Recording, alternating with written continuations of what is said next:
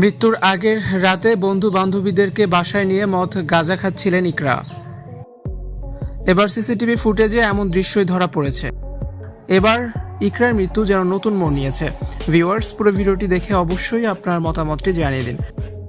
কয়েকদিন ধরে শোনা যাচ্ছে ইকরা মদ পান করতেন, গাঁজা সেবন করতেন। তিনি মাদকাসক্ত ছিলেন। যখন খুব বেশি ডিপ্রেশনে থাকতেন তখন বন্ধু বান্ধবীদেরকে সাথে নিয়ে তিনি পার্টি করতেন।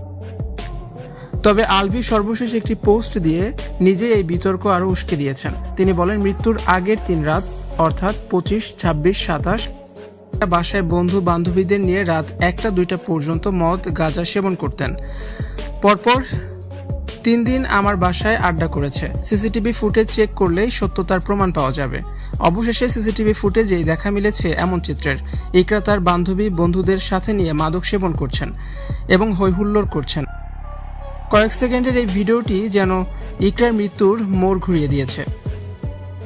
আলভি বলেন, ইকরা মৃত্যুর আগের 3 রাতে করেছে এমনটা না। সে প্রায়ই বাসায় বন্ধু বান্ধবীদেরকে নিয়ে এমন কাজ করত। আমি শুটিংয়ে বাইরে থাকতাম, আমার ছেলে এসব দেখত। পরে সে আমাকে এসব নালিশ করত। ছোট বাচ্চার মনে তখন কি চলতো বলতে পারেন আপনারা? মাকে এভাবে দেখলে বাচ্চারা এমনিতেই ভেঙে পড়ে। শুধু তাই নয়, আলভি বলেন, ইকরা নিজেই পরকীয়ায় জড়িত ছিল নাবিদ নামে এক ছেলের সাথে।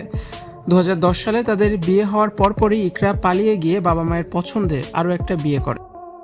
সেটা তাকে ডিভোর্স না দিয়েই। পরে আবার কয়েকদিন পর ইকরা তার কাছে ফিরে আসে।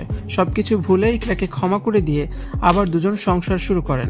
ভিউয়ার্স, সিসিটিভি ফুটেজে ইকরার মদ গাঁজা সেবন করার যে ভিডিওটি দেখা গেছে, এটা নিয়ে আপনাদের কি মন্তব্য জানিয়ে অবশ্যই কমেন্টস করুন আর ভিডিওটি শেয়ার করার অনুরোধ থাকবে।